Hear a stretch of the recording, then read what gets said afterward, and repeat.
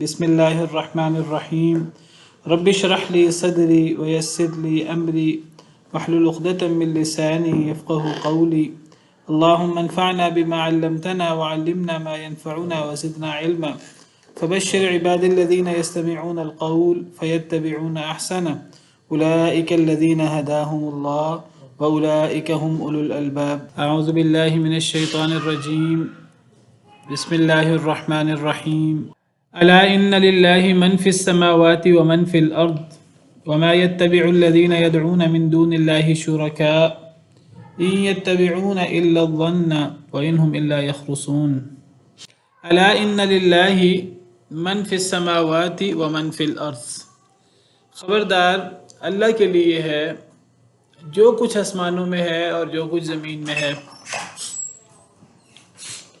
زمین و آسمان کی ہر چیز وہ اللہ کے لیے ہے،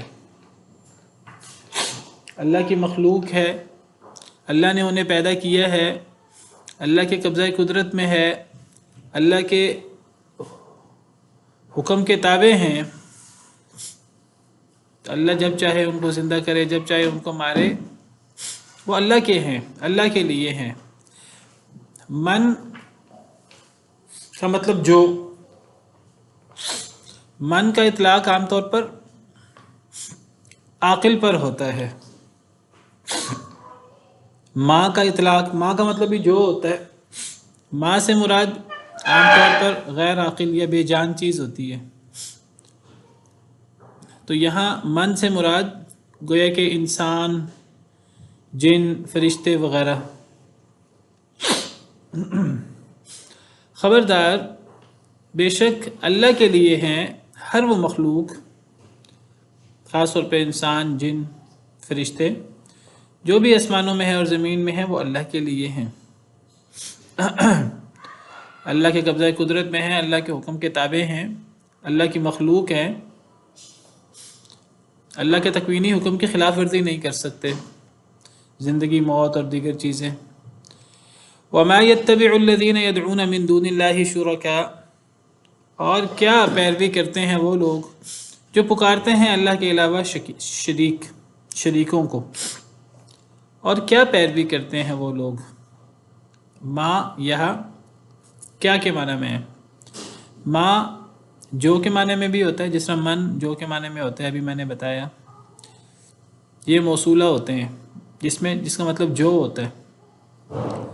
کبھی ماں استفہامیہ ہوتا ہے سوال کے لیے، کبھی ماں یا من نافیہ ہوتے ہیں جس کا معنی نہیں ہوتا ہے، خاص طور پہ جب یہ الا سے پہلے آئیں۔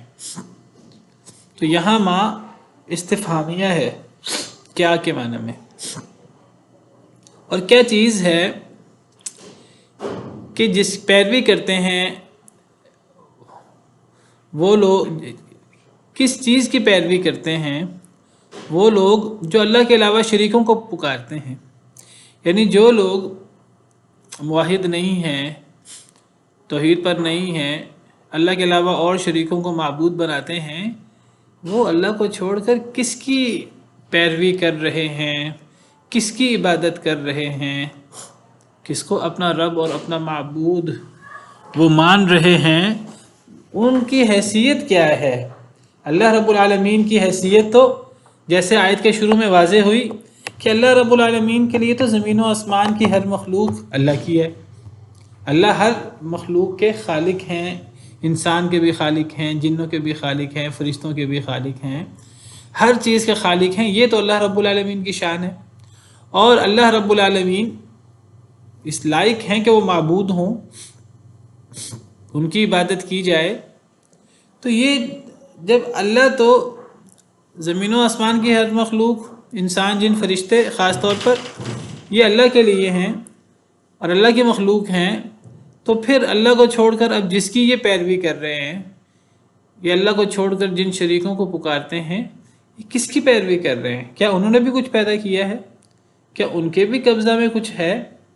ان کے قبضہ میں تو کچھ نہیں ہے، کوئی اختیار نہیں ہے۔ تو یہ ایک سوال ہے، ایک استفہام ہے، ایک استفہام انکاری ہے کہ اللہ کو چھوڑ کر یہ کس کی پیروی کر رہے ہیں؟ ان ہستیوں کی کہ کیا مقام ہے، کیا مرتبہ ہے جنہیں وہ اللہ کا شریک بنا رہے ہیں۔ إِن يَتَّبِعُونَ إِلَّا الظَّنَّ وَإِنْ هُمْ إِلَّا يَخْرُصُونَ، نہیں وہ پیروی کر رہے مگر گمان کی، وَإِنْ هُمْ إِلَّا يَخْرُصُونَ، اور نہیں ہیں وہ مگر اندازے لگاتے۔ یہ جو اللہ کے علاوہ اوروں کو پکارتے ہیں، اوروں کو معبود بناتے ہیں، ان کے دلائل کیا ہیں؟ یہ اوروں کو کیوں پکارتے ہیں؟ اوروں کو کیوں حاجت روا مشکل کشا سمجھتے ہیں؟ کیوں یہ سمجھتے ہیں کہ اور قبروں میں ہیں یا ان کے بت بنا لیتے ہیں تو وہ ہماری پکار سنتے ہیں؟ یہ کیوں انہوں نے ایسے عقیدے بنا رکھے ہیں؟ اصل میں ظن و تخمین ہے، ظن و تخمین کی یہ پیروی کرتے ہیں۔ کوئی ٹھوس دلیل نہیں ہے ان کے پاس، نہ کسی اللہ کی کتاب میں، نہ کبھی کسی نبی نے اس کی دعوت دی۔ اللہ کی بات تو یا اللہ کی کتابوں میں ہوگی، اللہ کی بات کتابوں میں نہیں ہوگی تو پھر انبیاء کرام علیہم السلام کی دعوت میں ہوگی۔ یہ دو ہی چیزیں ہیں جو یقینی ہیں۔ وہی ان کے پاس کتاب و سنت کی کیا دلیل ہے؟ اللہ کی کتاب سے یا انبیاء کرام علیہم السلام پر جو وحی ہوئی اس میں سے کیا چیز ہے، کیا حق ہے، کیا یقینی بات ہے؟ ان کے پاس کوئی یقینی بات نہیں ہے، صرف شکوک و شبہات ہیں، ظن و تخمین ہے، اندازے ہیں۔ ہمارے بزرگ یہ بات کہتے ہیں، سیدنا عیسیٰ علیہ السلام یہ کر سکتے ہیں، اللہ کے نبی ولی ان کے پاس یہ اختیار ہوتے ہیں۔ اندازے ہیں، صرف اندازے کیا ہیں؟ جیسے میں نے پہلے ذکر کیا تھا کہ جی ہمارے آباء و اجداد نے کہا کہ یہ کچھ کر سکتے ہیں، یہ حاجت روا ہوتے ہیں، یہ مشکل کشا ہوتے ہیں، یہ داتا ہوتے ہیں، یہ دے سکتے ہیں، اولاد دے سکتے ہیں، یہ کرنے والے ہوتے ہیں، یہ کتب ہوتے ہیں، یہ ابدال ہوتے ہیں۔ مختلف صفات لوگوں نے اپنے اپنے معبودوں کو دے رکھی ہیں۔ معبودوں کے پاس تو وہ اختیار نہیں ہے۔ اللہ کی صفات معبودوں کو دے رکھی ہیں۔ کیوں دے رکھی ہیں؟ ہم نے اپنے آباء و اجداد سے سنا، وہ یہ کرتے رہے۔ اچھا جی، آپ کے آباء و اجداد کے پاس یہ علم کہاں سے آیا؟ جی انہوں نے اپنے آباء و اجداد سے سنا۔ اچھا جی، ان کے پاس یہ علم کہاں سے آیا؟ انہوں نے کسی بزرگ سے سنا ہوگا، انہوں نے کسی نبی سے سنا ہوگا، ان کے پاس کوئی دلیل ہوگی اس کی۔ یہ ہوگا ہوگی پہ سارا دین کی بنیاد قائم ہو جاتی ہے۔ ہمارے ہاں آپ دیکھیے، ہمارے ہاں گروہ بندیاں بنی ہوئی ہیں، فرقے بنے ہوئے ہیں، مسلک بنے ہوئے ہیں۔ کتاب و سنت کی بات کریں تو آگے سے لوگ کہتے ہیں یہ تو وہابی ہو گیا، یہ کتاب و سنت کی بات کرتا ہے، یہ دلیل کی بات کرتا ہے۔ دلیل تو امام کا قول ہوتا ہے۔ اچھا جی، اگر کہا جائے کہ جی امام صاحب نے اگر یہ بات کہی ہے، اکثر باتیں امام صاحب سے ثابت ہی نہیں ہوتی، بس امام صاحب کا نام استعمال ہوتا ہے۔ اچھا جی، کہا جائے کہ امام صاحب نے اگر یہ بات کہی ہے تو امام صاحب کی کوئی دلیل، قرآن کی کس آیت کی روشنی میں انہوں نے یہ بات کہی، کس حدیث مبارکہ کی روشنی میں انہوں نے بات کہی؟ تو کیا ہوتا ہے عام طور پر؟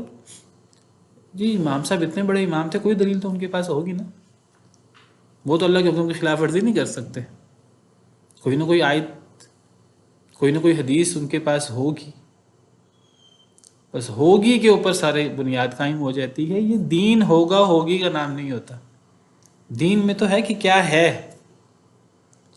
اگر آپ کسی کو معصوم سمجھ لیں نبیوں کی طرح،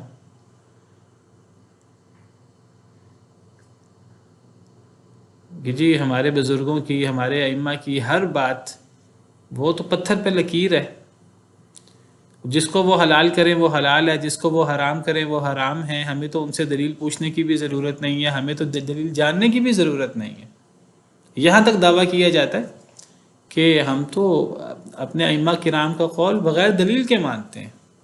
اسی کو تقلید کہتے ہیں کہ کسی کا قول بغیر دلیل کے، جس کا قول حجت نہ ہو اس کا قول ماننا بغیر دلیل کے، اگر اس کا قول دلیل کی بنا پر مانا جائے تو یہ تقلید ہے ہی نہیں۔ اگر کسی امام کسی عالم کی بات پہ عمل کیا جائے اس لیے کہ وہ عالم قرآن کی آیت پیش کر رہا ہے، وہ حدیث پیش کر رہا ہے، اس کو تقلید کہا ہی نہیں جاتا۔ یہ تقلید کی تعریف میں شامل نہیں ہے، کیونکہ قرآن کی بات ماننا، قرآن کی آیت پر چلنا تقلید ہوتی نہیں ہے، حدیث پر عمل کرنا تقلید ہوتی نہیں ہے۔ تقلید کیا ہے کہ کسی ایسی شخصیت کے قول کو ماننا کہ جس کی دلیل نہ ہو۔ اب کئی دفعہ کسی بزرگ کا قول وہ قرآن کریم کے صریح مخالف ہو رہا ہوتا ہے، صحیح حدیث کے صریح مخالف ہو رہا ہوتا ہے، ان سے کہا جائے کہ یہ تو قول فلاں آیت سے ٹکرا رہا ہے، فلاں حدیث سے ٹکرا رہا ہے، تو وہ کہتے ہیں وہ اتنے بڑے امام تھے، ان کو نہیں پتہ تھا اس بات کا۔ اچھا جی، ان کی کوئی دلیل، ان کے پاس دلیل ہوگی۔ تو یہ جو ظن و تخمین ہے، یہی ظن و تخمین مسئلہ پیدا کرتی ہے۔ ہمارے ابا اجداد یہ کام کرتے تھے، انہوں نے اپنے بڑوں سے سنا ہوگا، انہوں نے اپنے علماء سے سنا ہوگا، ائمہ سے سنا ہوگا، ان کے پاس دلیل ہوگی، تو یہ ہوگی پر سارے ڈگوسلے شروع ہو جاتے ہیں۔ یہ ظن و تخمین ہے، اور یہ عام طور پہ ظن و تخمین قرآن و سنت کے واضح نصوص کے بالمقابل پیش کی جاتی ہیں۔ اور پیچھے ہم نے پڑھا اسی سورہ یونس میں اللہ فرماتے ہیں آیت نمبر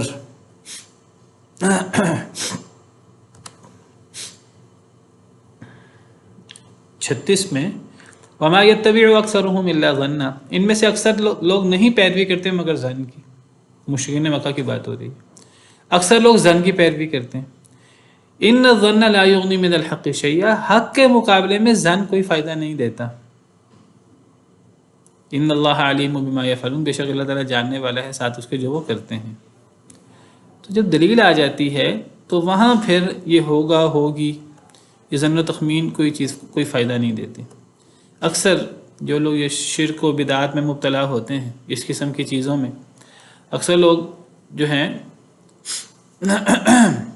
بس ان کے پاس دو ٹوک دلیل نہیں ہوتی، تو وہ بس ظن و تخمین کی بنا پر، یعنی بزرگوں کو جو صفات دی ہوتی ہیں، ایک پورا سلسلہ ہے ہمارے ہاں، جو کتب ہوتے ہیں، ابدال ہوتے ہیں، کتب کے پاس یہ پاورز ہیں، یہ اختیارات ہیں، ابدال کے پاس یہ پاورز ہیں، یہ اختیارات ہیں، فلاں بزرگ، فلاں پیر صاحب وہ داتا ہیں، فلاں گنج بخش ہیں، فلاں گنج شکر ہیں، فلاں غریب نواز ہیں، فلاں زندہ پیر ہیں، قبر میں ہیں وہ زندہ پیر ہیں، فلاں بیٹے دیتے ہیں، فلاں یہ کرتے ہیں، فلاں یہ کرتے ہیں۔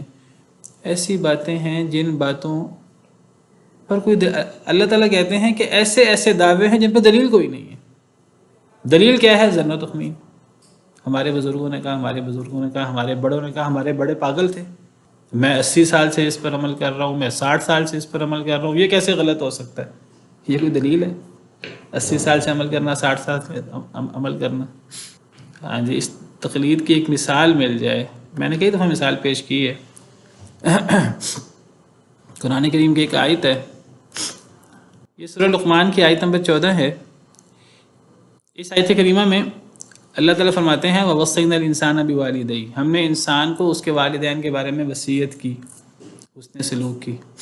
حَمَلَتْهُ أُمُّهُ وَهْنًا عَلَى وَهْنٍ، اس کی ماں نے اس کو اٹھایا بطور حمل، کمزوری پر کمزوری اٹھا کر۔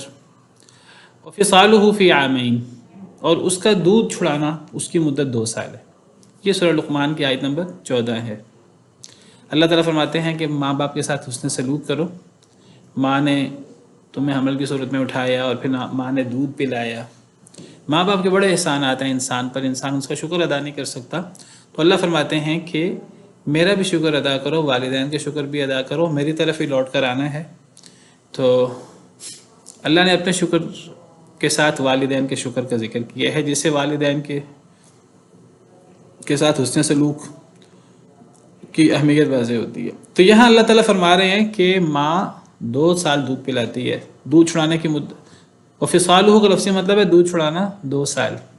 اسی طرح قرآن کریم کی دوسری آیت میں بھی ہے وَالْوَالِدَاتُ يُرْضِعْنَ أَوْلَادَهُنَّ حَوْلَيْنِ كَامِلَيْنِ، کہ مائیں اپنے بچوں کو پورے 2 سال دودھ پلائیں، اور قرآن کریم کی دیگر آیات میں بھی یہ بات موجود ہے کہ دودھ پلانے کی مدت 2 سال ہے۔ اگر کوئی دودھ پلانا چاہے، کوئی رضاعت کا پیریڈ مکمل کرنا چاہے اپنے بچے کے لیے، تو دودھ پلانے کی اور دودھ چھڑانے کی مدت 2 سال ہے۔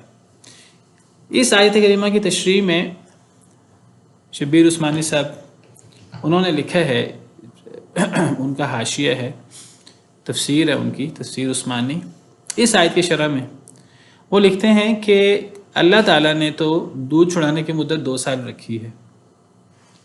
ہمارے امام صاحب امام ابو حنیفہ رحمہ اللہ، ان کا موقف 2.5 سال کا ہے۔ امام ابو حنیفہ رحمہ اللہ کی رائے 2.5 سال کی ہے۔ اس رائے کی وجہ کیا ہے اللہ کو پتہ ہے۔ ان کا کہنا یہ ہے کہ دودھ چھڑانے کی مدت زیادہ سے زیادہ 2.5 سال ہے، رضاعت کی پوری مدت 2.5 سال ہے۔ تو اب وہ اپنے امام صاحب کو قول ذکر کرتے ہیں، قرآن کی آیت، اس آیت کی شرح میں اپنے امام صاحب کو قول نقل کرتے ہیں، اور آگے کیا لکھتے ہیں؟ وہ لکھتے ہیں کہ قرآن میں تو 2 سال مدت ہے، ہمارے امام صاحب کے پاس 2.5، ان کا موقف 2.5 سال کی مدت کا ہے۔ یہ نہیں کہتے کہ ہم اب قرآن کے پیچھے ہم اپنے امام صاحب کی بات چھوڑ دیتے ہیں، وہ کہتے ہیں کہ ہمارے امام صاحب کے پاس اس کی کوئی دلیل ہوگی، یہ کہہ کر بات ختم کر دیتے ہیں۔ کہتے ہیں کہ قرآن میں اللہ نے تو 2 سال کا ذکر کیا، ہمارے امام صاحب نے 2.5 سال کا ذکر کیا، ہمارے امام صاحب کے پاس کوئی دلیل ہوگی۔ اتنا حاشیہ ہے۔ گویا کہ کیا میسیج دے رہے ہیں اپنے پڑھنے والوں کو؟ میسیج یہ دے رہے ہیں کہ امام صاحب، ہم امام صاحب کی بات تو نہیں چھوڑ سکتے۔ اب امام صاحب نے اگر 2.5 سال کی بات کی ہے، حالانکہ قرآن کی آیت میں 2 سال کا ذکر ہے، تو امام صاحب کے پاس کوئی دلیل ہوگی، کوئی اور، وہ دلیل ذکر بھی نہیں کرتے کیونکہ دلیل ہے نہیں، نہ قرآن میں نہ حدیث میں۔ وہ کہتے ہیں ان کے پاس دلیل ہوگی۔ ایک امام کرخی ہیں حنفی، تو انہوں نے ایک اصول بیان کیا، ان کی کتاب ہے اصول کرخی، اس میں انہوں نے کچھ اصول بیان کیے ہیں قرآن و سنت کو سمجھنے کے۔ اس میں وہ 2 اصول میں آپ کے سامنے بیان کر دیتا ہوں، جس سے ایک انداز کا اور ایک ذہنیت کا اندازہ ہو جاتا ہے کہ یہ جو لوگ اس انداز سے چلتے ہیں پھر ان کا کیا ذہن بن جاتا ہے۔ وہ کہتے ہیں کہ ہر وہ آیت جو ہمارے امام صاحب کے اور ہمارے احناف کے قول کے خلاف ہوگی، یا وہ آیت منسوخ شمار ہوگی یا اس آیت کی تعویل کی جائے گی، اس انداز سے تعویل کی جائے گی کہ وہ آیت ہمارے امام صاحب کے قول کے مطابق ہو جائے۔ وجہ کیا ہے؟ وجہ یہ کہ امام صاحب اتنے بڑے امام ہیں، انہوں نے اگر کوئی قول فرمایا ہے تو وہ ان کے پاس اپنے دلائل ہیں، اس کے وہ دلائل ہمیں پتہ ہے یا نہیں پتہ، یعنی ان کا اصول کیا بیان کرتے ہیں، اصول لکھا ہوا باقاعدہ کتابوں میں۔ ہر وہ آیت جو ہمارے امام صاحب اور ہمارے احناف کے قول کے خلاف ہوئی یا منسوخ شمار ہوگی یا اس کی تعویل کی جائے گی، اور تعویل کیسے کی جائے گی کہ وہ اس طرح کر کے تعویل کی جائے وہ آیت ہمارے امام صاحب کے، ہمارے احناف کے قول کے مطابق ہو جائے۔ ایک اصول یہ ہے۔ دوسرا اصول یہ ہے کہ ہر وہ حدیث جو ہمارے امام صاحب کے قول کے خلاف ہو، وہ حدیث منسوخ شمار ہوگی یا اس حدیث کی تعویل کی جائے گی۔ اب مجھے بتائیے کہ یعنی ہمارے ائمہ کرام، وہ ہمارے لیے، ائمہ کرام سر آنکھوں پر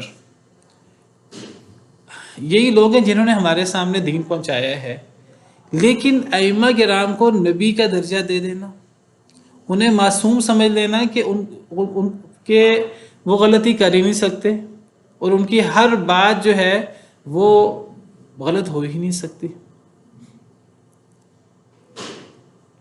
مولانا محمود الحسن، جن کو شیخ الہند کہتے ہیں، وہ کہتے ہیں کہ ایک مسئلے میں ذکر کرتے ہیں، عام طور پر کئی مسئلوں میں امام ابو حنیفہ رحمہ اللہ، امام شافعی رحمہ اللہ کا اختلاف عام طور پہ ہو جاتا ہے، کتابوں میں دلائل ذکر ہوتے ہیں۔ وہ ایک مسئلے میں دلائل ذکر کرتے ہیں، وہ کہتے ہیں اس مسئلے میں دلائل تو امام شافعی کے ساتھ ہیں قرآن و حدیث کے، لیکن وہ کہتے ہیں چونکہ ہم امام صاحب کے مقلد ہیں، ہم پر اپنے امام صاحب کی تقلید واجب ہے۔ کیا مطلب ہے اس ساری بات کا؟ یہ بات ہم دوسری طرف نکل گئے، میں نے ضمناً یہ بات کر دی۔ اصل میں بات یہ چل رہی تھی کہ جو لوگ یہ مشرکین مکہ کے حوالے سے، اور جو لوگ بدعات اور خرافات کا شکار ہوتے ہیں، عرس، سال بعد عرس منائے جاتے ہیں مختلف بزرگوں کے، 40واں منایا جاتا ہے، تیجا ساتہ کل منائے جاتے ہیں، دلیل پوچھی جائے تو یہ ہمارے بزرگ یہ کام کرتے ہیں، ہمارے علماء ہمیں یہ بات کہتے ہیں، وہ دلیل کیا ہے؟ دلیل کوئی بھی نہیں ہے، بس وہ دلیل یہی ہے کہ ہمارے بزرگ یہ کرتے تھے، ہمارے بڑے یہ کرتے تھے، ان کے پاس دلیل نہیں ہوگی، وہ اتنے بڑے عالم ہیں ان کے پاس دلیل ہوگی، تو یہ ظن و تخمین جو ہے یہ دلیل ہے۔ یعنی بزرگوں کی وفات کے بعد سالانہ ان کی برسی منائی جاتی ہے، برسی اس کو برسی کہہ لیں، عرس کہہ لیں، اس کو عرس کہتے ہیں، میلہ لگتا ہے۔ وہ کیوں منائی جاتی ہے؟ تاکہ وہ بزرگوں کے دن تازہ رہیں، اور ہمارا تھوڑا سا یہ ایک پروگرام ہو جائے گا تو ہمارا کھانے پینے کا سلسلہ لگا رہے گا۔ تو اب دلیل کیا ہے؟ دلیل اس کی کوئی نہیں ہے۔ کیا نبی کریم صلی اللہ علیہ وسلم کے آپ کے عزیز فوت نہیں ہوئے، آپ کے پیارے فوت نہیں ہوئے؟ کیا آپ نے ان کی برسی منائی؟ کیا آپ نے ان کا تیجا ساتہ 40واں قل وغیرہ کیا جس انداز سے ہمارے ہاں ہوتا ہے؟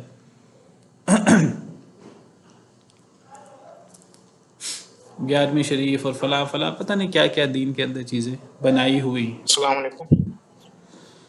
مشرکین مکہ نے اس قسم کی چیزیں بنائی ہوئی تھیں، اضافے کیے ہوئے تھے دین کے اندر، بدعات اور شرکیات۔ اللہ تعالیٰ قرآن میں ذکر کرتے ہیں ان ہی الا اسماء سمیتموها انتم وآباؤکم ما انزل اللہ بہا من سلطان۔ یہ جو تم نے مختلف بزرگوں کے مختلف کمالات بیان کیے ہوئے ہیں، مختلف ان کی صفات بیان کی ہوئی ہیں، اللہ تعالیٰ فرماتے ہیں یہ صرف نام ہیں، یہ صرف صفات ہیں، ان کے پیچھے حقیقت کوئی نہیں ہے، یہ صرف نام ہے اور صفات ہیں۔ یہ نام تم نے رکھ چھوڑے ہیں، تم نے اور تمہارے آباء و اجداد نے، ان پر کوئی دلیل نہیں ہے، ظن و تخمین اور کچھ بھی نہیں ہے۔ تو جو بھی موقف اختیار کیا جائے اس کے ٹھوس دلائل ہونے چاہیے کتاب و سنت سے۔ اللہ تعالیٰ دلیل کو اہمیت دیتے ہیں۔ اللہ تعالیٰ قرآن میں فرماتے ہیں، مشرکین کو مخاطب کرتے ہیں، مشرکین مکہ کو، ایتونی بکتاب من قبل ھذا او اثارۃ من علم ان کنتم صادقین۔ اگر تم سچے ہو اپنے موقف میں تو کوئی کتاب لے آؤ، اللہ کی کتاب میں، پرانی کتاب میں، ان میں تحریف ہو چکی ہے، تحریف شدہ کتاب کی کوئی آیت ہی لے آؤ اپنے موقف پر۔ عیسائیوں کو، یہودیوں کو اللہ نے مخاطب کیا، مشرکین مکہ سے کہا کہ یہ جو تم نے الٹے سیدھے موقف بنا رکھے ہیں، کوئی آیت لے آؤ، او اثارۃ من علم، یا کوئی علمی نقل شدہ بات۔ کیا مطلب علمی نقل شدہ بات؟ اثارہ کہتے ہیں نقل شدہ چیز کو، کوئی علمی نقل شدہ بات لے آؤ، یعنی جو نبیوں سے کوئی چیز منقول ہو صحیح سند کے ساتھ، وہ لے آؤ، ان کنتم صادقین، اگر تم سچے ہو۔ یعنی قرآن کی کتاب کی بات لے آؤ یا نبیوں سے منقول شدہ کوئی بات لے آؤ۔ اللہ تعالیٰ یہود نصارہ مشرکین سے مخاطب ہوتے ہیں۔ اللہ تعالیٰ جگہ جگہ فرماتے ہیں قُلْ هَاتُوا بُرْهَانَكُمْ إِن كُنتُمْ صَادِقِينَ، کہہ دیجئے اے اللہ کے رسول صلی اللہ علیہ وسلم اپنے موقف کی دلیل لے آؤ۔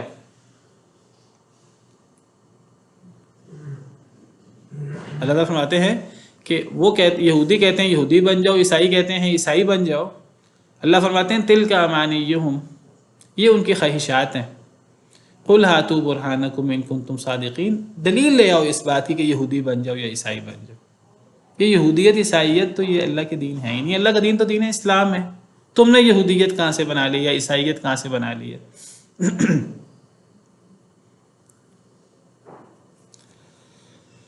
تو یہ بہت بڑا ایک مسئلہ ہے، فتنہ ہے، یہ ظن کے پیچھے چلنا، ظن و تخمین کے پیچھے چلنا،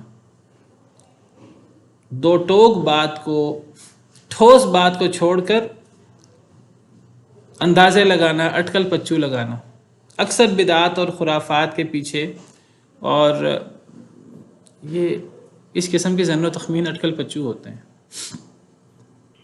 السلام علیکم شیخ، میرا ایک چھوٹا سا سوال تھا۔ اللہ کل فرماتے ہیں ریڈیو هُوَ میں الَّذِي جَعَلَ لَكُمُ اللَّيْلَ لِتَسْكُنُوا فِيهِ وَالنَّهَارَ مُبْصِرًا، اللہ وہ ذات ہیں جنہوں نے تمہارے لیے رات کو بنایا، رات کو پیدا کیا، لِتَسْكُنُوا فِيهِ تاکہ تم سکون اختیار کرو اس میں، وَالنَّهَارَ مُبْصِرًا اور دن بنایا ہے دیکھنے کو،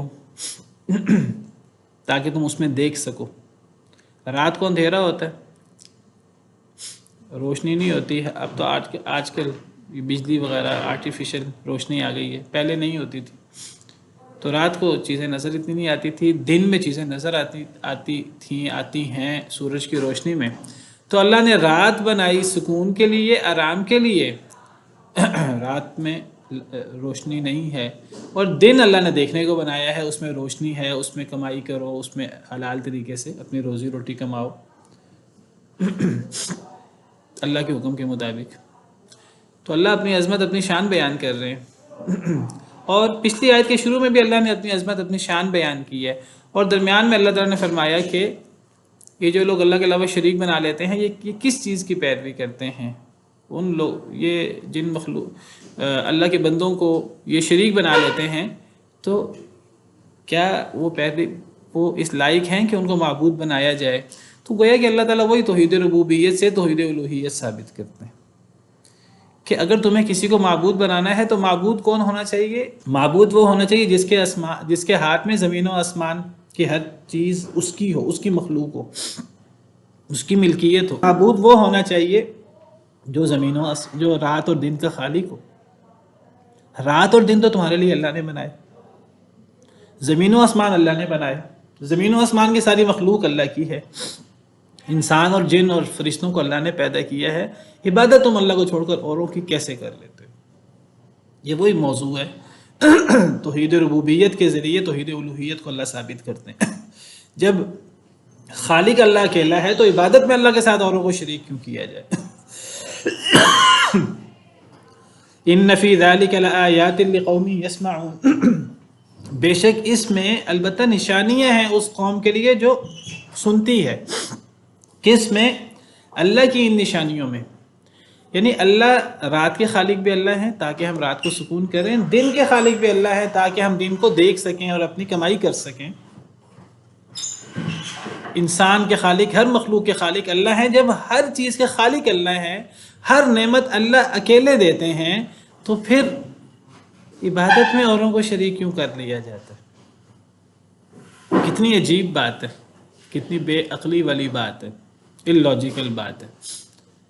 تو اس میں نشانیاں ہیں اس قوم کے لیے جو غور سے سنتی ہے قرآن کو، نبی کے فرمان کو، جو غور سے سنے اور سمجھنے کی نیت سے سنے، اس کے لیے اس میں بہت بڑی نشانی ہے.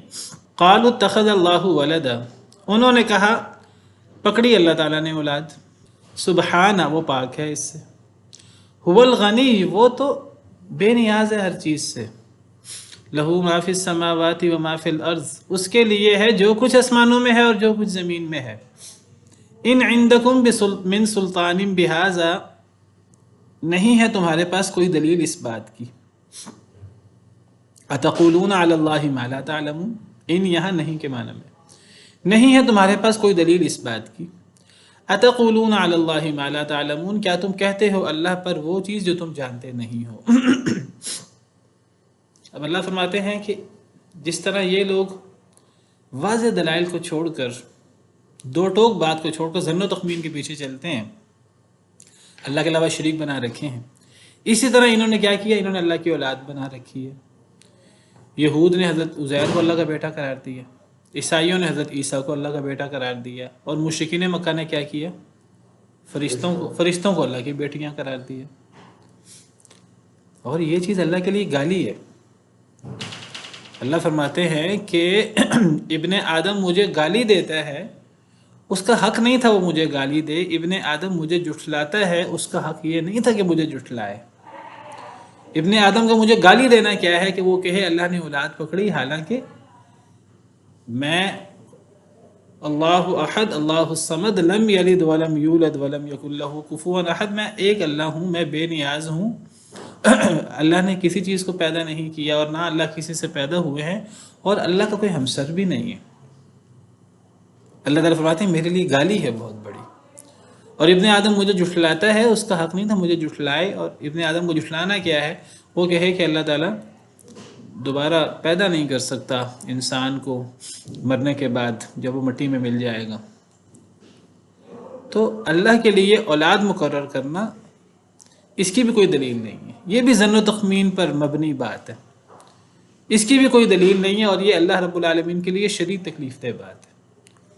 یہ اتنی خطرناک بات ہے، اتنی ہولناک بات ہے کہ اللہ کی مخلوقات جو بڑی بڑی مخلوقات ہیں، آسمان، زمین، پہاڑ، اللہ فرماتے ہیں قریب ہے آسمان پھٹ پڑے لوگوں کی اس بات سے، زمین قریب ہے کہ زمین شک ہو جائے لوگوں کی اس بات سے کہ اللہ کی اولاد ہے، قریب ہے کہ آسمان پہاڑ ریزہ ریزہ ہو جائیں، تکاد السماوات یتفطرن منہ وتنشق الارض وتخر الجبال هدا ان دعوا للرحمن ولدا وما ينبغي للرحمن ان يتخذ ولدا۔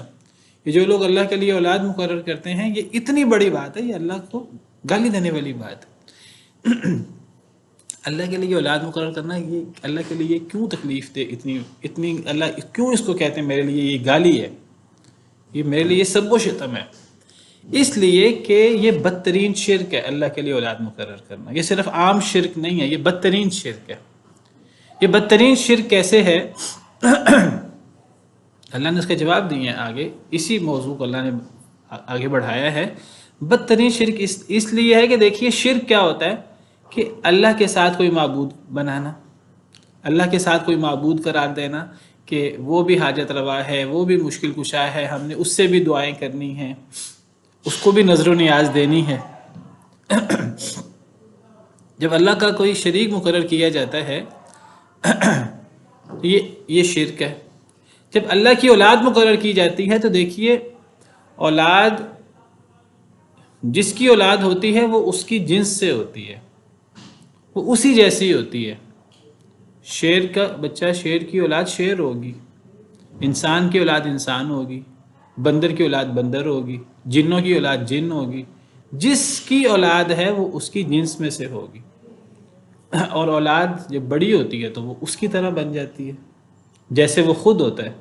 اللہ کی اولاد مقرر کرنے کا مطلب یہ ہے کہ وہ اولاد اللہ سے ہے، یعنی اگر اللہ معبود ہے، اللہ خالق ہے، تو وہ بھی خالق ہے، وہ بھی پھر مخلوق نہیں ہے، اور وہ اللہ سے ہے، اور وہ اللہ کی طرح ہے، اس میں اور اللہ میں کوئی فرق نہیں ہے۔ نمبر 2 کہ اولاد جب مقرر کی جاتی ہے، اولاد کی ضرورت، انسان اور مخلوق اولاد کی محتاج ہوتی ہے۔ اولاد اس کی ہوتی ہے جس کو زوال ہو، جس نے بوڑھا ہونا ہو، جس نے مر جانا ہو، اس کے بعد اس کی اولاد نے اس کی جانشینی کرنی ہو، بڑا ہونا ہو، اس کی جگہ لینی ہو، تو مخلوق کو اولاد کی ضرورت ہوتی ہے۔ تو اللہ کے لیے اولاد مقرر کرنے کا مطلب نعوذ باللہ یہ ہے کہ اللہ کامل نہیں ہے۔ نعوذ باللہ اس کا مطلب یہ ہے کہ اللہ رب العالمین کو زوال ہے، اللہ رب العالمین کو نعوذ باللہ فنا ہونا ہے، اور پھر نعوذ باللہ اللہ کو اولاد کی ضرورت ہے۔ اللہ فرماتے ہیں اللہ کی اولاد کہاں سے ہو سکتی ہے؟ اللہ کو تو بیوی کی بھی ضرورت نہیں ہے، اللہ کی تو بیوی بھی نہیں ہے۔ انا یکون لہ ولد ولم تکن لہ صاحبہ وخلق کل شیء، یعنی جو ہر چیز کا خالق ہے اس کو اولاد کی کیا ضرورت ہے؟ کیا تم اللہ کو محتاج سمجھتے ہو؟ یہ اللہ کو گالی اس لیے ہے، یہ اللہ کے لیے، اس سے اللہ کی توہین ہوتی ہے، اس سے اللہ کی تحقیر ہوتی ہے، اس سے اللہ تعالیٰ کے لیے زوال اور یہ چیزیں ثابت ہوتی ہیں، اور اولاد اللہ کے برابر ٹھہرتی ہے، اللہ اس کے محتاج ٹھہرتے ہیں۔ آپ اولاد کا جو تصور ہے ہمارے ہاں اس پہ غور کیجیے، وہ ساری چیزیں اللہ کے لیے ثابت ہو جاتی ہیں آٹومیٹک۔ اللہ فرماتے ہیں قالوا اتخذ اللہ ولدا، انہوں نے کہا اللہ نے اولاد پکڑی، سبحانہ وہ پاک ہے اس سے۔ دیکھیں اللہ تعالیٰ سبحانہ کا لفظ کہاں لاتے ہیں، آپ قرآن کریم میں جگہ جگہ غور کریں، جہاں اللہ کی کوئی توہین ہو، جہاں اللہ کو مخلوق کے برابر قرار دیا جائے وہاں اللہ سبحانہ کا لفظ لاتے ہیں کہ اللہ اس عیب سے پاک ہے۔ یہ عیب ہے اللہ کے لیے، اللہ کی وہ اللہ جسے موت نہیں آتی۔ موت کیا؟ موت کی جو چھوٹی موت ہے، موت کی بہن نیند اللہ کو نہیں آتی۔ نیند کیا؟ اللہ کو اونگ نہیں آتی۔ اس اللہ کے لیے اللہ کو اولاد کا تانا دینا، اولاد کا مطلب تو ہے موت، اولاد کا مطلب تو ہے زوال، اولاد کا مطلب تو ہے احتیاج، محتاجگی۔ اللہ فرماتے ہیں اللہ اس بدترین عیب سے جو اللہ کو لگایا جاتا ہے، بدترین گالی جو اللہ کو دی جاتی ہے، اللہ اس سے پاک ہے۔ هو الغنی، وہ تو غنی ہے، وہ تو بے نیاز ہے، اللہ کو کسی چیز کی ضرورت نہیں ہے۔ اس پوری کائنات کی جتنی مخلوقات ہیں وہ سب مخلوقات اللہ کی عبادت گزار بن جائیں، اللہ کے لیے ایسے ہو جائیں جیسے متقی ترین شخص ہے نبی کریم صلی اللہ علیہ وسلم، ان کی طرح پوری کائنات کا ہر فرد ہو جائے۔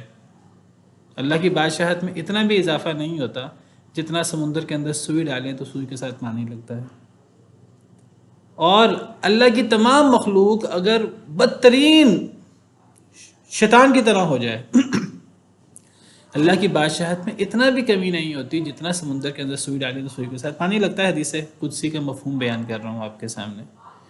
تو جو اللہ اتنا بے نیاز ہے، یا ایھا الناس انتم الفقراء الی اللہ واللہ هو الغنی الحمید، اے لوگو تم اللہ کے محتاج ہو، اللہ تو بے نیاز ہیں، تعریف کیے گئے ہیں، اس اللہ کو اولاد کا تانا دینا، اور اس اللہ کو اولاد کی احتیاج ہے، اولاد کی ضرورت ہے۔ اللہ فرماتے ہیں وہ تو غنی ہے، وہ تو بے نیاز ہے، ہر چیز سے بے نیاز ہے، اور صمد ہے وہ تو۔ لہو ما فی السماوات و ما فی الارض، اس کے لیے تو جو کچھ آسمانوں میں ہے، جو کچھ زمین میں، سارا اسی کا ہی ہے۔ زمین و آسمان اس کی مخلوق، زمین و آسمان کی ہر چیز اس کی مخلوق، زمین و آسمان کا ہر خزانہ اس کا۔ اللہ کو کوئی زوال نہیں ہے، اللہ کو کوئی نیند نہیں ہے، اللہ کو کوئی اونگ نہیں ہے، کوئی فنا نہیں ہے، تو اللہ کو اولاد کی کیا ضرورت ہے؟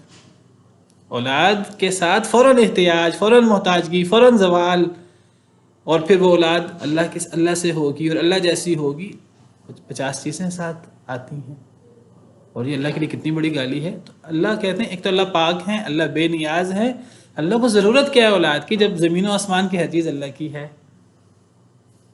پھر وہی بات جو پیچھے اللہ نے فرمائی، ان عندکم من سلطان بہذا، نہیں ہے تمہارے پاس کوئی دلیل اس بات کی، چلو یہ تم نے جو بات کہی اللہ کی اولاد ہے، اس کی کوئی دلیل، کوئی پچھلی کتابوں سے کوئی دلیل لے آؤ، کوئی نبیوں سے نقل شدہ کوئی صحیح سند کے ساتھ کوئی چیز لے آؤ، کوئی دلیل تمہارے پاس، کوئی دلیل بھی نہیں ہے۔ ظن و تخمین، ہمارے آباء و اجداد نے کہا، فلاں نے کہا۔ اور یہ اللہ کے لیے اولاد جو مقرر کی جاتی ہے، یہ اللہ کے لیے اولاد صرف مشرکین نے مقرر نہیں کی، مشرکین مکہ نے، صرف یہود نے مقرر نہیں کی، صرف عیسائیوں نے مقرر نہیں کی، پچھلی قوموں نے بھی اللہ کی اولاد مقرر کی۔ اللہ فرماتے ہیں وقالت الیہود عزیر ابن اللہ وقالت النصارى المسیح ابن اللہ ذلک قولهم بافواہہم یضاہئون قول الذین کفروا من قبل، یہ ان کی منہ کی باتیں ہیں، اور وہ اپنے سے پچھلی قوموں کی مشابہت کرتے ہیں یہ کہہ کر، قاتلہم اللہ انا یؤفکون، اللہ انہیں غارت کرے کہاں وہ بہکائے جا رہے ہیں۔ یہاں بھی اللہ فرماتے ہیں کوئی دلیل اس کی، اللہ تو ہر جگہ دلیل مانگتے ہیں، دلیل ہے نہیں، دو ٹوک بات ہے کہ ہے کوئی نہیں۔ اتقولون علی اللہ ما لا تعلمون، جب دلیل نہیں ہے، جب ظن و تخمین ہے، تو اللہ فرماتے ہیں کیا تم اللہ پر وہ کہتے ہو جو تم جانتے نہیں ہو؟ لا علمی میں بھی تم اللہ پر کوئی بات کہتے ہو۔ لا علمی میں اللہ پر کوئی بات کہنا، یہ اللہ پر افتراء ہوتا ہے، یہ اللہ پر جھوٹ ہوتا ہے، اور اللہ پر جھوٹ سے بڑا گناہ کیا ہوگا؟ یہ تو شرک ہے، شرک کے برابر جرم ہے۔ اللہ پر لا علمی میں کوئی بات کہنا، اللہ کی کوئی ایسی صفت بیان کرنا جو اللہ نے اپنی بیان نہیں کی ہو، اللہ کے لیے اولاد مقرر کرنا جو اللہ نے اپنے لیے بیان نہیں کیا، دین کے بارے میں کوئی ایسی بات کرنا، دین اللہ کے احکامات کا نام ہے، اللہ کے اوامر و نواہی کا نام ہے، دین کے اندر کوئی ایسی چیز کا اضافہ کر لینا جس کا اللہ نے حکم نہ دیا ہو، یہ سب چیزیں اللہ پر لا علمی میں کوئی بات جڑ دینا ہے، اور یہ افتراء علی اللہ ہے۔ لا علمی میں اللہ کے بارے میں کوئی بات کرنا، اللہ پر افتراء، شرک، یہ سب سے بڑا جرم ہے۔ کیا تم اللہ پر وہ بات کہتے ہو جس کا تمہیں علم نہیں ہے؟ مشرکین ننگا طواف کرتے تھے خانہ کعبہ کا، وہاں بھی اللہ نے یہی بات فرمائی، وَإِذَا فَعَلُوا فَاحِشَةً قَالُوا وَجَدْنَا عَلَيْهَا آبَاءَنَا وَاللَّهُ أَمَرَنَا بِهَا، جب وہ بے حیائی کے کام کرتے ہیں، یعنی خانہ کعبہ میں ننگا طواف، وَإِذَا فَعَلُوا فَاحِشَةً قَالُوا وَجَدْنَا عَلَيْهَا آبَاءَنَا، ان سے پوچھا جائے تم یہ کیوں کرتے ہو، کہتے ہیں ہم نے اپنے آباء و اجداد کو اس پر پایا ہے، وَاللَّهُ أَمَرَنَا بِهَا، اللہ نے ہمیں اس کا حکم دیا ہے، قُلْ إِنَّ اللَّهَ لَا يَأْمُرُ بِالْفَحْشَاء، کہہ دیجیے اللہ بے حیائی کا حکم نہیں دیتے کبھی بھی۔ أَتَقُولُونَ عَلَى اللَّهِ مَا لَا تَعْلَمُونَ، کیا تم اللہ پر وہ بات کہتے ہو جو تم جانتے نہیں ہو؟ اللہ کی کوئی ایسی صفت بیان کرنا جس طرح اولاد یا اس قسم کی چیزیں، یہ بھی أَتَقُولُونَ عَلَى اللَّهِ مَا لَا تَعْلَمُونَ میں آتا ہے۔ اس قسم کی بدعات، خرافات دین کے اندر پیدا کرنا، ننگا طواف اور یہ چیزیں، یہ اضافے ہیں نا دین کے اندر، اس کو بھی اللہ تعالیٰ کہتے ہیں أَتَقُولُونَ عَلَى اللَّهِ مَا لَا تَعْلَمُونَ، تم اللہ پر وہ بات کہتے ہو جو تم جانتے نہیں ہو، یہ افتراء علی اللہ ہے۔ اگلی آیت میں اللہ فرماتے ہیں قُلْ إِنَّ الَّذِينَ يَفْتَرُونَ عَلَى اللَّهِ الْكَذِبَ لَا يُفْلِحُونَ، اے اللہ کے نبی صلی اللہ علیہ وسلم آپ فرما دیجئے کہ بے شک وہ لوگ جو جھوٹ گھڑتے ہیں اللہ پر، الکذب جھوٹ، لا یفلحون، وہ کبھی کامیاب نہیں ہو سکتے۔ یہ اللہ پر لا علمی میں بات کہنا ہے، یہ اللہ پر افتراء ہے، اور جیسے میں نے ذکر کیا اللہ پر افتراء یہ سب سے بڑا ظلم ہے، سب سے بڑا جرم ہے، اور میں کہتا ہوں یہ شرک کے برابر جرم ہے۔ میں کیوں کہتا ہوں یہ شرک کے برابر جرم ہے؟ کیونکہ سب سے بڑا جرم شرک ہے، شرک سے بڑا جرم آپ کو پتہ کوئی نہیں ہے، اور اللہ اس کو بھی سب سے بڑا جرم کہتے ہیں۔ قرآن کریم میں کئی جگہ پر اللہ نے افتراء علی اللہ کو سب سے بڑا جرم قرار دیا۔ ومن اظلم ممن افترى علی اللہ کذبا، اس سے بڑا ظالم کون ہے جو اللہ پہ جھوٹ باندھے؟ یہ سب سے بڑا ظلم ہے، اللہ پہ جھوٹ باندھنا، اللہ پر لا علمی میں کوئی بات جڑ دینا، اللہ کے ساتھ شرک، یہ چیزیں سب سے بڑے ظلم ہیں، سب سے بڑے جرم ہیں۔ جو لوگ اللہ پہ جھوٹ باندھتے ہیں، یفترون افتراء سے ہے، افتراء کا لفظی مطلب ہوتا ہے جھوٹ گھڑنا۔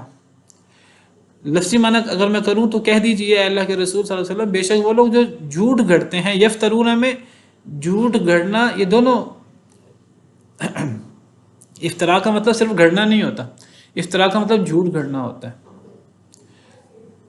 بے شک وہ لوگ جو جھوٹ گھڑتے ہیں علی اللہ اللہ پر، الکذب دوبارہ جھوٹ آیا ہے، یہ علماء کہتے ہیں یہ جھوٹ تکرار کے لیے آیا ہے، زور دینے کے لیے آیا ہے بات میں، ورنہ افتراء کے اندر جھوٹ گھڑنا، یہ افتراء کے معنی کے اندر جھوٹ شامل ہے۔ یہ نہیں ہے کہ افتراء کا مطلب گھڑنا ہے اور کذب کا مطلب جھوٹ ہے، نہیں، افتراء کا مطلب جھوٹ گھڑنا ہوتا ہے۔ تو افتراء کے بعد الکذب کیوں آیا؟ صرف زور دینے کے لیے کہ کتنی بڑی بات ہے۔ جو لوگ اللہ پہ جھوٹ گھڑتے ہیں وہ کبھی کامیاب نہیں ہو سکتے۔ متاع فی الدنیا، تھوڑا سا سامان ہے، متاع کہتے ہیں تھوڑے سے سامان کو، تھوڑا سا سامان ہے فی الدنیا، دنیا میں، ثم الینا مرجعہم، پھر ہماری طرف ان کا لوٹنا ہے، ثم نذیقہم العذاب الشدید، پھر ہم چکھائیں گے انہیں سخت ترین عذاب، بما کانوا یکفرون، اس وجہ سے جو وہ کفر کرتے تھے۔ اللہ فرماتے ہیں جو اللہ پر لا علمی میں کوئی بات کہیں، جو اللہ پر جھوٹ گھڑیں، یہ کبھی کامیاب نہیں ہو سکتے۔ یہاں اللہ تعالیٰ نے کامیابی کا صحیح معنی بتایا۔ کامیابی کیا ہے؟ اللہ کے ہاں کامیابی کا تصور بالکل کچھ اور ہے، اور ہم آج اللہ معاف کرے، ہم جو کامیابی سمجھتے ہیں، ہمارا تصور آج بالکل کچھ اور ہے۔ ہم سمجھتے ہیں جس کے پاس نعمتیں زیادہ ہیں دنیا میں، جس کے پاس بینک بیلنس زیادہ ہے، جس کے پاس بڑی گاڑی ہے، دنیا میں اقتدار والا ہے، مال والا ہے، بڑا کامیاب ہے۔ اللہ فرماتے ہیں یہ تو کوئی کامیابی نہیں ہے۔ یہ پہلے بھی بات ہوئی ہے، اس مکی صورتوں کا یہ عام موضوع ہے۔ کامیابی یہ ہرگز نہیں ہے، یہ تو تھوڑا سا دنیا کا فائدہ ہے، بہت تھوڑا سا۔ ایک بندہ قارون کا خزانہ اس کے پاس ہو، فرعون جیسا، نمرود جیسا اقتدار اس کے پاس ہو، ہزاروں سال اس کی عمر ہو بالفرض، تو آخرت کے مقابلے میں، آخرت کے عذاب، آخرت کی نعمتیں، اس کے مقابلے میں یہ ہے بہت تھوڑا فائدہ ہے۔ اتنا تھوڑا فائدہ ہے کہ یہ مچھر کے پر کے برابر بھی نہیں ہے اللہ کے ہاں، آخرت کے مقابلے میں، آخرت کی حقیقت کے مقابلے میں۔ آخرت کی زندگی جتنی لمبی ہے، اور آخرت میں جو نعمتیں جس حساب سے ہیں، اور آخرت کا سزا اور اللہ کی ناراضگی وہ جس حساب سے ہے، یہ دنیا کی جزا سزا، دنیا کی نعمتیں، دنیا کی آزمائشیں، یہ کوئی حیثیت نہیں رکھتی۔ اگر ایک بندہ پوری زندگی آزمائشوں کی گزار لے، پوری زندگی، آپ سمجھے دنیا کا سب سے زیادہ آزمائشوں والا شخص، آپ کچھ بھی تصور کر لیں، اللہ جنت کا ایک غوطہ دے کر، حدیث مبارکہ میں آتا ہے، اللہ صرف ایک جنت کا غوطہ دے دیں، اللہ اسے پوچھیں کہ تو نے پوری زندگی کوئی مشکل دیکھی؟ وہ کہے گا اللہ میں نے پوری زندگی کوئی مشکل نہیں دیکھی، صرف جنت کا ایک جھونکا ہوتا۔ اور اگر ایک بندہ پوری زندگی قارون کی طرح، فرعون کی طرح، نمرود کی طرح گزار دے، دنیا کی ساری نعمتیں وہ اسے حاصل ہو جائیں، ہزاروں سال کی زندگی وہ گزار لے، ساری نعمتیں اسے حاصل ہوں، اللہ اسے جہنم کا ایک اگر غوطہ دے، اللہ اسے پوچھیں کہ تو نے پوری زندگی کوئی خیر دیکھی؟ وہ کہے کہ میں نے پوری زندگی کوئی خیر نہیں دیکھی۔ دنیا کی حیثیت ہی کوئی نہیں ہے آخرت کے مقابلے میں۔ دنیا کی کامیابی، دنیا کی آزمائشیں یہ کوئی میٹر نہیں کرتی۔ موت ہے اور موت کا پتہ کوئی نہیں ہے، پانی کا بلبلہ ہے، سانس کی ڈور ہے، کس لمحے یہ ڈور ٹوٹ جائے، یہ بلبلہ پھٹ جائے۔ ہر نفس نے موت کا ذائقہ چکھنا ہے، کل نفس ذائقۃ الموت وَإِنَّمَا تُوَفَّوْنَ أُجُورَكُمْ يَوْمَ الْقِيَامَةِ، پھر موت میں مٹی میں مل جانا نہیں ہے، پھر اللہ کے ہاں حساب کتاب ہے، پھر تمہیں تمہارے اعمال کا پورا بدلہ ملنا ہے وہاں۔ فمن زحزح عن النار وادخل الجنة فقد فاز۔ کامیابی کیا ہے؟ کامیابی تو آخرت کی کامیابی ہے، جو اللہ کے عذاب سے بچا لیا گیا اور جنت میں داخل کر دیا گیا، وہ کامیاب ہو گیا۔ وما الحیات الدنیا الا متاع الغرور۔ دنیا کی زندگی تو دھوکے کا سامان ہے، اس سے بڑا دھوکا کوئی نہیں ہے۔ دنیا کی زندگی اور دنیا کی نعمتیں یہ بہت بڑا دھوکا ہے، لیکن ہم اسے کامیابی سمجھتے ہیں۔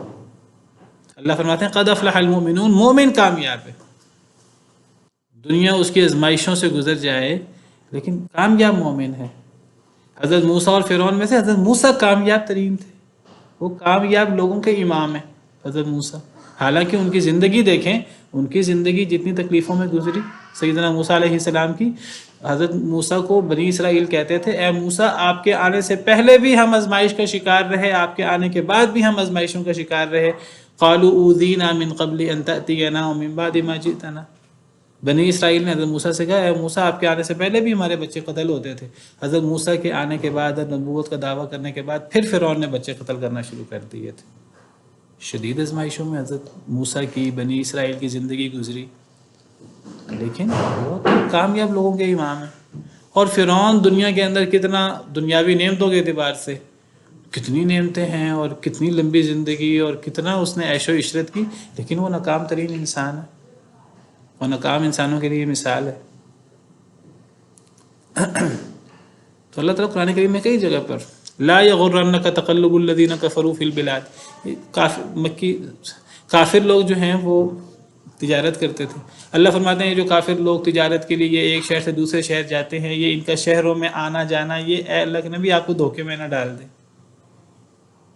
کہ جی وہ تجارت کر رہے ہیں ہمارے پاس کچھ نہیں ہے۔ متاع قلیل ثم مأواہم جہنم، بہت تھوڑا فائدہ ہے پھر ان کا ٹھکانہ جہنم ہے، وبئس المہاد، بہت ہی برا ٹھکانہ ہے۔ اگر اللہ کے نزدیک دنیا کی مچھر کے پر سے زیادہ اہمیت ہوتی، اللہ دنیا میں کافر کو پانی کا گھونٹ نہ دیتے۔ حدیث مبارکہ کا مفہوم ہے اللہ کے نزدیک دنیا کی حیثیت مچھر کے پر کے برابر نہیں ہے، تو اللہ کہتے ہیں دنیا کافر نے جتنی لینی ہے لے لے، مجھے کیا پرواہ ہے۔ دنیا کی حیثیت ہی نہیں ہے آخرت کے مقابلے میں۔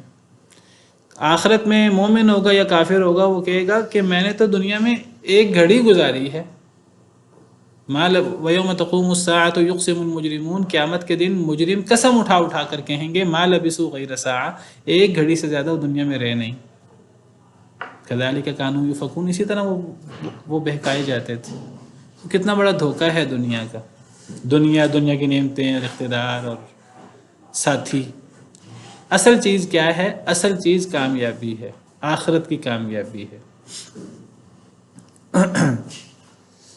تو جو اللہ پہ جھوٹ باندھتا ہے، ظن و تخمین کے پیچھے چلتا ہے، اللہ پر افتراء کرتا ہے، یہ کبھی کامیاب نہیں ہو سکتا، چاہے دنیا کے اندر یہ کوئی بادشاہ، کوئی بڑا حکمرانی کیوں نہ ہو۔ چلیں وقت ختم ہو گیا، آج کے لیے اتنا ہی کافی ہے۔ سبحان ربک رب العزت عما یصفون وسلام علی المرسلین والحمد للہ رب العالمین۔